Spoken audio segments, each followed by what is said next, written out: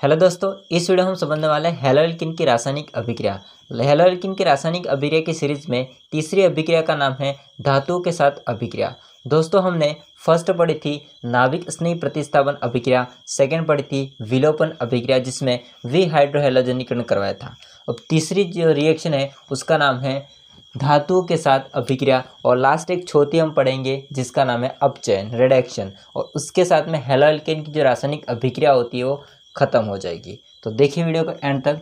दोस्तों, सबसे पहले मोस्ट इम्पोर्टेंट अभिक्रिया है जिसके अंदर धातुओं के साथ अभिक्रिया के अंदर है जिसका नाम है मैग्नीशियम के साथ अभिक्रिया। तो हैलोअल्केन की हम मैग्नीशियम के साथ में अभिक्रिया करवाते। अगर आप यहाँ पर ध्यान दोगे तो इसका सिंपल सा मतलब है ग्रिग्नार अभिकर्मक का निर्माण। दोस्तों, ग्रिग्नार अभिकर्मक होता है ये ऑर्गेनिक केमिस्ट्री में एक ऐसा अभिकर्मक होता है जिससे बहुत सारे हम क्या बना सकते हैं, उत्पाद बना सकते हैं, यौगिक बना सकते हैं। तो हम पढ़ रहे हैं ग्रिग्नार अभिकर्मक का निर्माण खुद कैसे बनता है वो हम समझ रहे हैं। ठीक है, तो ग्रिग्नार अभिकर्मक होता है, इसके निर्माण को समझना बहुत बारीकी से और बहुत ही आसान होता है। दोस्तों, इसको बनाने के लिए हम लोग क्या करते हैं, हम लोग हैलोअल्केन को लेते हैं। हैलोअल्केन का सामान्य सूत्र होता है दोस्तों RX। R का मतलब कार्बन श्रृंखला, X का मतलब हैलोजन, इसको बोलते हैं हैलोअल्केन। ठीक है, या एल्किल हैलाइड। इसकी अभिक्रिया हम लोग करवाते दोस्तों मैग्नीशियम के साथ। ये जो अभिक्रिया होती है उसके लिए एक उत्प्रेरक की जरूरत होगी, और उस उत्प्रेरक का बहुत अच्छा सा नाम है जो कि होता है दोस्तों शुष्क ईथर। ईथर वाले टॉपिक में हम पढ़ेंगे कि शुष्क ईथर क्या होता है। शुष्क ईथर की उपस्थिति में अभिक्रिया करवाते हैं तो यहाँ पर आपका Mg क्या करता है, ये Mg R और X के मध्य आके फिट हो जाता है बीच में। तो यहाँ पर हो जाएगा दोस्तों R Mg और X। ठीक है, इसको बोलते हैं दोस्तों ग्रिग्नार अभिकर्मक। इसको क्या बोलते हैं, ग्रिग्नार अभिकर्मक। अगर इसका नाम देखा जाए तो R को हम बोलेंगे एल्किल, Mg को मैग्नीशियम बोलते हैं तो मैग्नीशियम ही लिखेंगे इसको, और X को बोलते हैं हैलाइड। हैलाइड हैलोजन के लिए हैलाइड, तो एल्किल मैग्नीशियम हैलाइड। अब इसकी रियल रिएक्शन को समझते हैं। देखिए, R की जगह हम कार्बन श्रृंखला को लेते हैं CH3 CH2, और X की जगह हैलोजन Br का यूज़ करते हैं।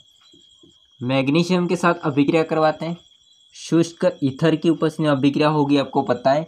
एंड ये भी आपको पता है कि Mg होता है वो बीच में आकर के फिट हो जाएगा, अर्थात CH3 CH2 MgBr। ठीक है, MgBr। अब इसका क्या नाम होगा, कुछ नहीं है, बस इसको ही नाम देना है। क्या है, इसको आप एल्किल बोल सकते हो, या दो कार्बन है तो उसके लिए बोल सकते हो एथीन। ठीक है, क्या बोल सकते हो, एथीन। Ethene magnesium bromide. ठीक बात है दोस्तों। तो ये होता है आपका ग्रिग्नार अभिकर्मक, जो कि आप लोग रिएक्शन में देखा और इसका सामान्य सूत्र भी देखा। सामान्य सूत्र होता है RMgX। अब इसकी डेफिनेशन को पढ़ लीजिए। शुष्क ईथर की उपस्थिति में एल्किल हैलाइड, शुष्क ईथर की उपस्थिति में एल्किल हैलाइड, या ये है आपका एथीन ब्रोमाइड। ठीक है, या इसको बोल सकते हैं ब्रोमो एथेन कि मैग्नीशियम के साथ अभिक्रिया से, मैग्नीशियम के साथ में अभिक्रिया से alkyl magnesium halide, alkyl magnesium halide ethene magnesium bromide बनता है। तो उसे हम क्या कहते हैं, ग्रिग्नार अभिकर्मक कहते हैं। दोस्तों, अब ग्रिग्नार अभिकर्मक से रिलेटेड कुछ बातें होती है उसको हम डिस्कस करते हैं, बहुत ही शानदार है, समझना इस बात को ध्यान से। जो आपका Mg X और RMgX होता है, इसकी बात करें दोस्तों तो R और Mg के बीच में जो भी बंध है वह बंध दोस्तों है सहसंयोजक बंध। कौन सा बंध है, सहसंयोजक बंध। ठीक है, कौन सा बंध है, सहसंयोजक बंध। Mg और X के बीच में जो बंध है वो है दोस्तों आयनिक बंध। आयनिक बंध। और दोस्तों यदि हम लोग इसके ऊपर आवेश की बात करेंगे तो मैग्नीशियम के ऊपर पाया जाता है पार्श्व धनात्मक, पार्श्व ऋणात्मक आर के ऊपर, और एक्स के ऊपर भी पार्श्व ऋणात्मक। यदि बंध की बात करेंगे तो बंध का जो ब्रेकडाउन होता है वो हमेशा आर और एम जी के मध्य होता है। तो ये इसके लिए थोड़ी बातें हैं, समझना ध्यान से। आर एम जी एक्स में आर और एम जी के मध्य सहसंयोजक बंध होता है, एम जी और एक्स के मध्य आयनिक बंध होता है, एम जी के ऊपर हमेशा पॉजिटिव होता है, और यहाँ पर आर और एक्स के ऊपर नेगेटिव पार्शियल नेगेटिव चार्ज होता है। दोस्तों अगर हम लोग समझे इसमें, तो जो आपका आर एम जी एक्स होता है वो बहुत ही कैसा होता है दोस्तों, क्रियाशील होता है। यदि ये बहुत ही क्रियाशील होता है तो जैसे कोई भी अम्लीय गुण वाले यौगिक हैं, है ना, अम्लीय गुण वाले यौगिक कौन हो सकते हैं, तो अम्लीय गुण वाले जैसे यौगिक हो सकते हैं आपके जल हो सकता है, अल्कोहल हो सकता है, एमीन हो सकता है।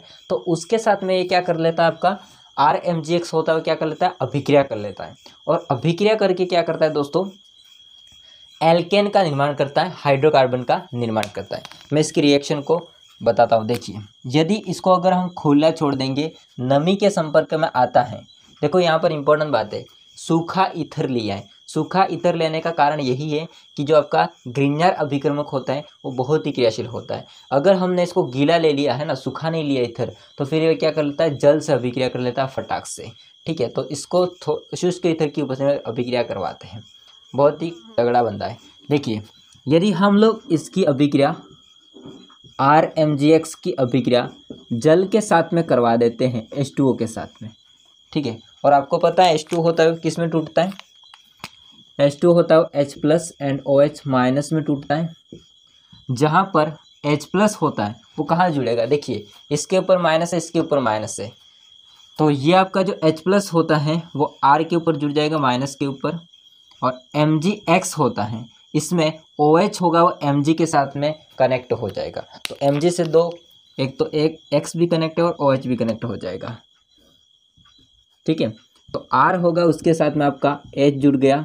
सिंपल सी बात है, RH मतलब जो कार्बन श्रृंखला है उसमें जैसे CH2 होता तो वहाँ पर H जुड़ जाता है, क्या हो जाता है CH3। सिंपल सी बात है, ये हाइड्रोकार्बन है जो कि है क्या, alkane. Okay, plus MgXOH, MgXOH। ठीक है, तो दोस्तों इस विधि से हम लोग एल्केन भी बना सकते हैं, हाइड्रोकार्बन भी बना सकते हैं, सिंपल सा। ठीक है, तो इसकी लैंग्वेज को मैं लिखता हूँ, देखिए ध्यान से, इसकी लैंग्वेज को पढ़िए, देखिए ध्यान से। RMgX जो आपका ग्रिग्नार अभिकर्मक होता है वो बहुत ही क्या होता है, ज़्यादा क्रियाशील होता है, अधिक क्रियाशील होता है। अतः यह किसी सक्रिय हाइड्रोजन युक्त पर्याप्त अम्लीय गुण यौगिक, दोस्तों यहाँ पर मैंने इसको नहीं बोला था सक्रिय हाइड्रोजन युक्त, अब यहाँ पर आप देखोगे जो भी मैंने बोला था जल, अल्कोहल और एमीन, इसमें क्या होता है, हाइड्रोजन होता है जो कि एक्टिव होता है। सक्रिय हाइड्रोजन युक्त पर्याप्त अम्लीय गुण जैसे जल हो गया, अल्कोहल हो गया, एमीन हो गया, उससे क्रिया करके एल्केन अर्थात हम कह सकते हैं हाइड्रोकार्बन बनाते हैं। अतः RMgX की क्रिया के समय नमी नहीं होनी चाहिए, अर्थात हम कह सकते हैं कि नमी नहीं होनी चाहिए। ठीक है, अगर नमी होगी तो फिर उससे वो क्रिया कर लेगा और ऊपर वाला जिस प्रकार से एल्केन प्राप्त हुआ है इस प्रकार से अभिक्रिया हो जाती है। तो दोस्तों ये ऊपर की बात है, मतलब ये अलग बात है, और आपका जो मेन बात है वो ये है ग्रिग्नार अभिकर्मक का फॉर्मेशन जो कि मैग्नीशियम के साथ में हैलोअल्केन की अभिक्रिया से। तो हम अब देखते हैं सेकेंड रिएक्शन, इतना स्क्रीनशॉट ले लो। हाँ दोस्तों, नेक्स्ट रिएक्शन हो जाएगी जिंक के साथ क्रिया। दोस्तों ये भी इम्पोर्टेंट होती है, जब आगे पढ़ाया वो भी इम्पोर्टेंट अभिक्रिया थी ग्रिग्नार अभिकर्मक वाली, और ये भी इम्पोर्टेंट अभिक्रिया है फ्रैकलैंड अभिकर्मक वाली। तो यहाँ पर हम किसका निर्माण करेंगे, फ्रैकलैंड अभिकर्मक का निर्माण करेंगे। दोस्तों फ्रैकलैंड अभिकर्मक क्या होता है वो हम लोग समझते हैं, देखिए ध्यान से। हम अगर हैलोअल्केन की क्रिया जिंक के साथ करवाते हैं तो फिर क्या होता है, देखिए यदि हम लोग दोस्तों हैलोअल्केन को लेते हैं संख्या में 2, जैसे हमने लिया 2RX ये लिया, और जो जिंक लेते हैं वो भी संख्या में 2 लेते हैं। इसको अगर मैं थोड़ा सा ऐसे करके लिखूं आपको समझाने के लिए, हमने R और X कितने लिए हैं, 2 लिए हैं, और Zn होते हैं वो भी हमने कितने लिए हैं, 2 लिए हैं। ये अभिक्रिया दोस्तों शुष्क ईथर की उपस्थिति में होती है।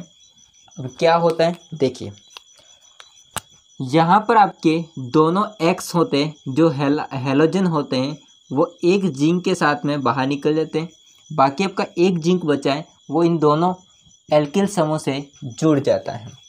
ठीक है, ये आपका एक ही एल्किल समूह, तो उसको हम लिख सकते हैं R2Zn प्लस Zn होगा एक Zn होगा वो x कितने संख्या में 2 उससे बाहर निकल जाएगा। ऐसा क्यों होता है, देखिए जिंक होता है ना उसके ऊपर +2 चार्ज होता है, अर्थात ये 2 बंदे उससे कंप्लीट होगा, 2 बंदे उससे जुड़ेंगे तब जाके कंप्लीट होगा। तो यहाँ पर जुड़ गया है और यहाँ पर भी एक जिंक 2 R से जुड़ा हुआ है। ठीक है, 2 कार्बन से कनेक्ट है। ये जो रिएक्शन होती है वो शुष्क ईथर की उपस्थिति में होती है। दोस्तों इसको बोला जाता है डाई, R मतलब हो जाएगा एल्किल और जिंक, इसको हम बोलते हैं सामान्य रूप से फ्रैकलैंड अभिकर्मक। क्या बोलते हैं इसको? इसकी अगर रिएक्शन देखा जाए दोस्तों तो हम रिएक्शन को समझते हैं। हमारे पास में दोस्तों मान लेते हैं 2CH3CH2 और Cl है। ठीक है, 2CH3CH2Cl, जैसे RX एक था उसी प्रकार से 2 लिए थे, तो उसी प्रकार CH3CH2Cl एक और हमने कितने लिए 2। उसी प्रकार से जिंक होंगे वो भी संख्या में कितने लेंगे 2, 2Zn। आपको अब तो ऊपर तो समझा दिया है, खोल के बताने की जरूरत ही नहीं है, क्या है समझ में आ जाएगा। एक जिंक क्या करेगा, एक जिंक इन कार्बन श्रृंखला से जुड़ जाएगा, 2 कार्बन श्रृंखला है तो दोनों से जुड़ जाएगा, और एक जिंक 2 Cl से। 2 Cl क्यों, देखो एक Cl आपको यहाँ पर दिख रहा है बट संख्या में कितने 2, तो 2 आपके Zn होगा वो लेकर के अलग हो जाएगा तो ZnCl2। बाकी एक Zn होगा वो इन दोनों से जुड़ जाएगा। जैसे अगर आप देखना चाहे तो उसको ऐसे लिख सकता हूँ मैं, Zn होता है वो एक आपका CH3CH2 से जुड़ा हुआ है और दूसरा भी CH3CH2 से कनेक्ट है। ठीक है, तो ये क्या हो जाएगा आपका, ये हो जाएगा डाई एथिल, इसको बोलेंगे डाई एथिल जिंक। जैसे यहाँ पर डाई एल्किल बोला तो इसको बोले डाई एथिल, एक को एथिल बोलते हैं, 2 है तो डाई एथिल जिंक, और ये आपका जिंक क्लोराइड है। ठीक है, तो ये हो जाएगी जिंक के साथ क्रिया फ्रैकलैंड अभिकर्मक। डेफिनेशन को पढ़िए, शुष्क ईथर की उपस्थिति में जब एल्किल हैलाइड, दोस्तों इसको हेलो एल्किन बोलो एल्किल हैलाइड बोलो एक ही बात है, कि अभिक्रिया जिंक के साथ करवाते हैं या जिंक के साथ अभिक्रिया से डाई एल्किल जिंक प्राप्त होता है। डाई एल्किल जिंक प्राप्त होता है उसे हम क्या कहते हैं, फ्रैकलैंड अभिकर्मक कहते हैं। नेक्स्ट रिएक्शन हो जाती है दोस्तों लेड सोडियम मिश्र धातु से क्रिया। लेड और सोडियम का हम मिश्र धातु लेते हैं और इसकी क्रिया हेलोएल्केन से करवाते हैं। देखिए अब यहाँ पर आप लोगों को समझना पड़े, संख्या में हम 4 ले रहे हैं हेलोएल्केन, इसमें ले रहे C2H5Cl, मतलब हमारे पास में है हेलोएल्केन वो संख्या में कितने 4। उसी प्रकार से हमने जो मिश्र धातु लेंगे लेड और सोडियम का Pb और Na का मिश्र धातु लेंगे वो भी संख्या में 4 लेंगे। ठीक है दोस्तों, कुछ नहीं करना है, बस आप लोगों को यहाँ पर जो सोडियम होंगे वो सोडियम इस पूरे चारों के चारों Cl को लेकर के अलग हो जाएगा। ठीक है, बाकी जो एक लेड होगा वो एक लेड इस कार्बन श्रृंखला से जुड़ जाएंगे और 3 लेड, यहाँ पर संख्या में कितने हैं 4 लेड होंगे, उसमें से 3 लेड बाहर निकल जाएंगे। सिंपल सी बात है, Na होगा वो Cl को लेकर के अलग हो जाएगा, 4 है Cl 4 है Na, 4 आपके NaCl बाहर निकल जाएंगे। अगर मैं इसको करूँ तो 4 NaCl बाहर निकल जाएंगे, बाकी 4 लेड में से 3 लेड अलग हो जाते हैं, बाकी आपका कितना बचा, एक लेड बचा, वो किसके साथ जुड़ जाएगा, इनके साथ। तो C2H5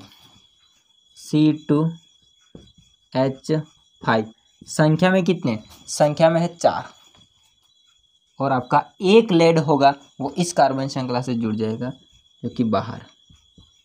ठीक है,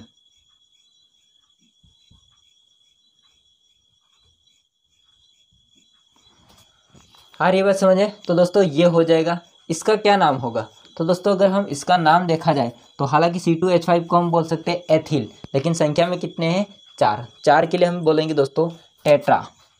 क्या बोलेंगे इसको, टेट्रा। और कौन है एथिल, तो टेट्रा एथिल टेट्रा, 4 के लिए टेट्रा एथिल और lead, tetra ethyl lead, short में इसको बोलते हैं दोस्तों TEL, tetra ethyl lead, TEL का निर्माण होगा। एक और है हम समझते हैं, देखिए यदि हम लोग मेथिल को लेते हैं, 4 हमारे पास में CH3Cl है और 4 लेड सोडियम का मिश्र धातु है। यहाँ पर कार्बन कितने हैं? 2, यहाँ पर कार्बन 1 है।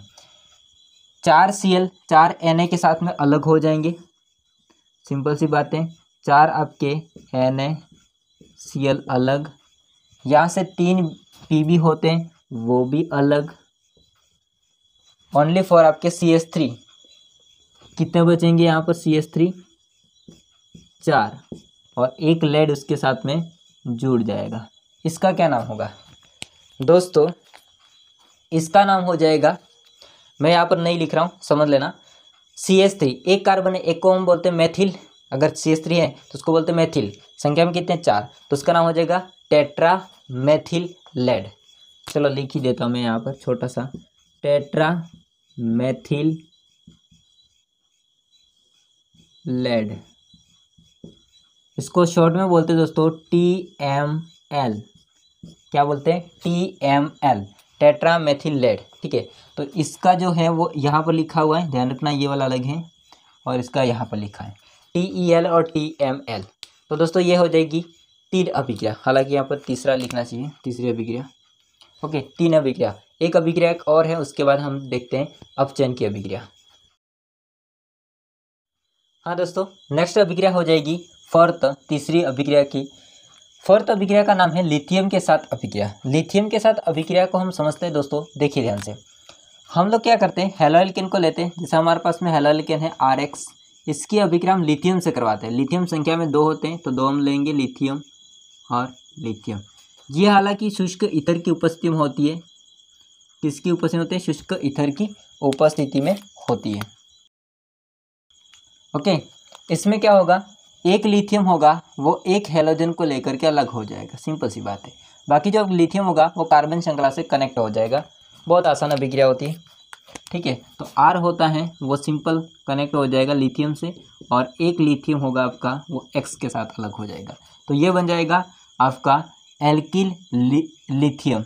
इसकी रिएक्शन देखते हैं, देखिए CH3Cl plus lithium and lithium, शुष्क ईथर की उपस्थिति में होगी, क्या होता है, सिंपल आपका Cl होगा लिथियम के साथ अलग हो जाएगा, और लिथियम एक बचेगा वो CH3 के साथ में कनेक्ट हो जाएगा। तो CH3 के साथ में कौन कनेक्ट हो जाएगा? लिथियम, एंड एक लिथियम आपका Cl के साथ अलग हो जाएगा, ये बन जाएगा मेथिल लिथियम। ठीक है, मेथिल लिथियम।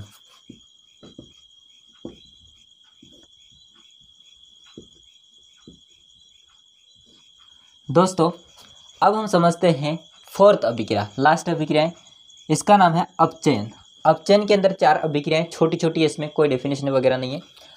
अपचयन होता है, सिंपल सी बात होगी दोस्तों, इसमें क्या होगा, तो अपचयन में 2 बातें ध्यान रखिए आप लोग, यहाँ पर हैलोएल्केन की रासायनिक अभिक्रिया में आप 2 बातें ध्यान रखिए। अपचयन में एक बात तो ये है फिक्स कि हाइड्रोजन का क्या होता है? जुड़ना।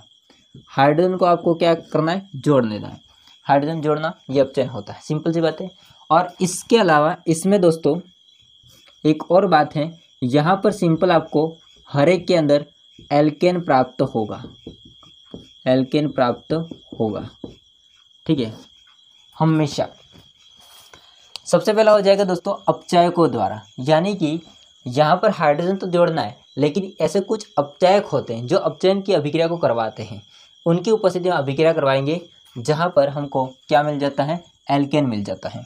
देखिए, यदि हम लोग दोस्तों हैलोएल्केन होता है, इसकी अभिक्रिया हाइड्रोजन से करवाते हैं, हाइड्रोजन को मैं ऐसे लिख देता हूँ, H2 लेंगे, H2 को मैं ऐसे लिखता हूँ HH, तो ये एक विशेष अपचायक की उपस्थिति में दोस्तों अभिक्रिया करेंगे, तो सिंपल सी बात होती है, यहाँ पर आपका एक हाइड्रोजन होता है उस हैलोजन को लेकर के अलग हो जाएगा, मतलब कि हैलोजन अम्ल अलग हो जाएगा, और हैलोजन अम्ल क्या हो जाएगा? HX। ठीक है, थोड़ा सा पास में लिखते हैं, HX होगा वो अलग हो जाएगा।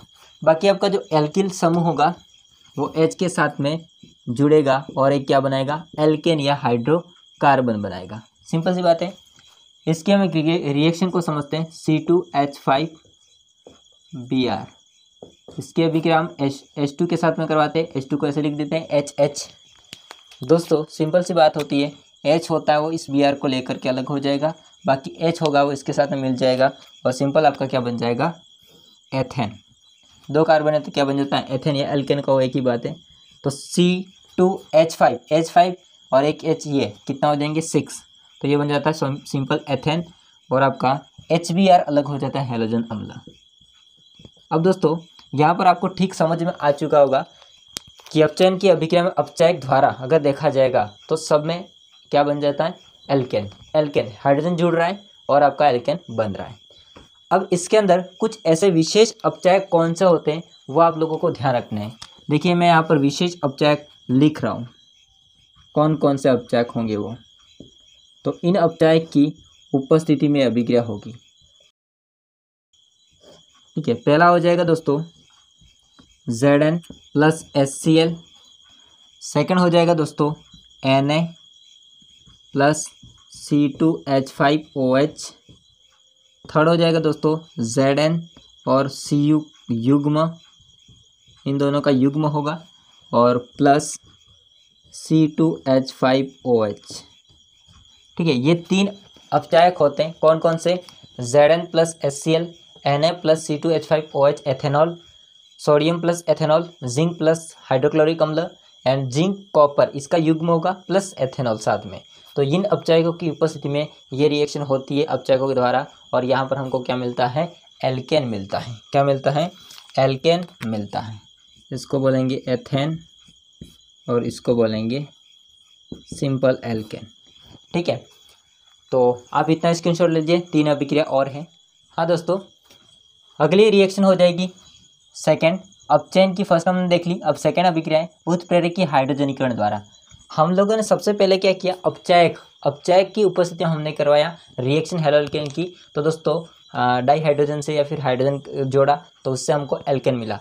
इन सब में भी मतलब इन तीनों में भी हमको एल्केन ही मिलेगा, बट इसमें कुछ कुछ डिफरेंस है वो हम समझेंगे। ठीक है, तो यहाँ पर नाम से क्लियर है, उत्प्रेरक की हाइड्रोजनीकरण के द्वारा। हाइड्रोजन तो यहाँ पर जोड़ेंगे ही सही, लेकिन उत्प्रेरक की उपस्थिति में। उत्प्रेरक कौन हो सकता है तो हम समझेंगे इसके लिए। देखिए दोस्तों, अगर हम बात कर लेते हैं हैलोअल्केन RX की, तो RX की अभिक्रिया हम लोग करवाते हैं, वही अपचयन करवाएंगे, डाई हाइड्रोजन लेंगे H और H।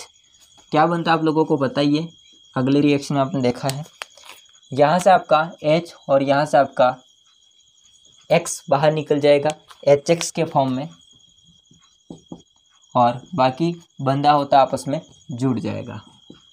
तो आप बोलेंगे भाई साहब सर यहाँ पर एक ही तो अभिक्रिया बताइए, फ़र्क क्या है। तो फ़र्क कुछ नहीं होता है, बस यहाँ पर उत्प्रेरक उपस्थित होना चाहिए, वही फ़र्क है। और आपका उत्प्रेरक होगा दोस्तों निकल, पैलेडियम या प्लेटिनम।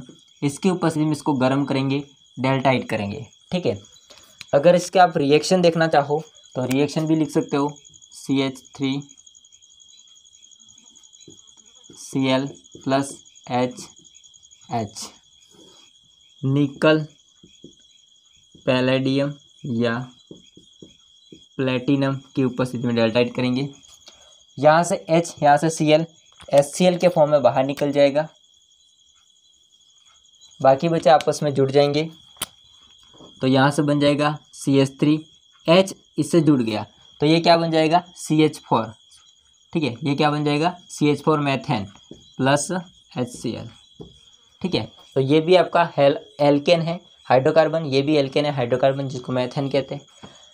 नेक्स्ट रिएक्शन हो जाएगी लिथियम एल्यूमिनियम हाइड्राइड LiAlH4 या फिर सोडियम बोरोहाइड्राइड जिसका सूत्र है NaBH4 द्वारा अपचयन। इसमें क्या करेंगे हम लोग, इसमें हम इनकी संख्या के हिसाब से हम लोग हैलोअल्केन को लेंगे और इनकी संख्या कितनी है 4, मतलब हाइड्रोजन कितने इसमें 4 और इसमें भी हाइड्रोजन कितने 4, दोनों में से आप कोई भी ले सकते हो। तो दोस्तों हम लोग किसी को एक को ले लेते हैं, तो 4 हम लेंगे हैलोअल्केन मतलब 4RX लेंगे इसकी अभिक्रिया हम करवाते हैं या तो लिथियम एल्यूमिनियम हाइड्राइड से या फिर हम किससे करवा सकते हैं, सोडियम बोरोहाइड्राइड से। इसमें कुछ नहीं है, बहुत ही आसान अभिक्रिया है। आपको कुछ नहीं करना है, जो आपका X होता है इस X को उठा करके H की जगह रखना है और H को उठा के X की जगह रखना है। तो यहाँ पर इतना ही चेंज होगा, बाकी सेम रहेगा। ठीक है, तो 4R इसके साथ में कौन आ जाएगा, X की जगह H, और ये आपका अलग होगा लिथियम एल्यूमिनियम। अब हैलाइड आ जाएगा क्योंकि X होगा वो आ जाएगा H की जगह पर, तो X4। सिंपल है, बहुत आसान है। ठीक है, इसकी जगह पर आप रिएक्शन भी ले सकते हो। अब हम बात करते हैं HI द्वारा अपचयन। दोस्तों HI द्वारा अपचयन होता है, इसमें क्या होगा, यहाँ पर हम ले लेते हैं RX, इसकी अभिक्रिया हम HX कहाँ बोल रहा है, HI होगा, इसके साथ में अपचयन करवाएंगे। तो सिंपल सी बात है, अपचयन में क्या होता है, हाइड्रोजन जुड़ेगा।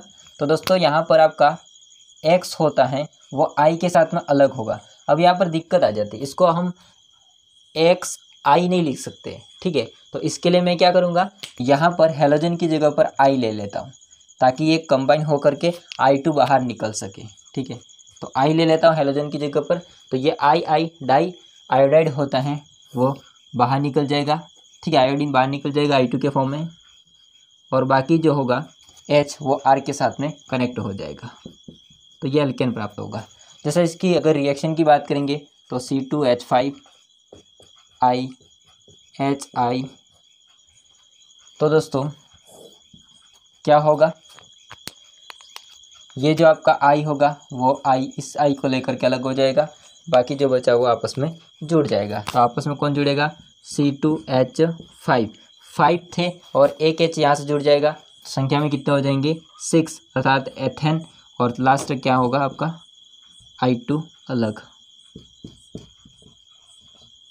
I2 अलग हो जाएगा। ठीक है दोस्तों, यहाँ पर मुख्य रूप से बात ये है कि ये अभिक्रिया होती है वो लाल फास्फोरस की उपस्थिति में होती है। किसकी उपस्थिति में होती है, लाल फास्फोरस की उपस्थिति में होती है।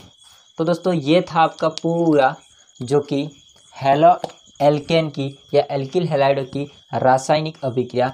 4 अभिक्रिया हमने देखी, नाभिक स्नेही, विलोपन, इसके बाद धातुओं के साथ अभिक्रिया, और लास्ट हमने देखा अपचयन। ठीक है, इसी के साथ में हेलो एल्केन की या एल्किल हैलाइड की रासायनिक अभिक्रिया खत्म होती है। वीडियो पसंद आया तो लाइक कीजिए, चैनल को सब्सक्राइब नहीं किया है तो कर देना। मिलते हैं नेक्स्ट वीडियो में, तब तक के लिए जय हिंद, वंदे मातरम।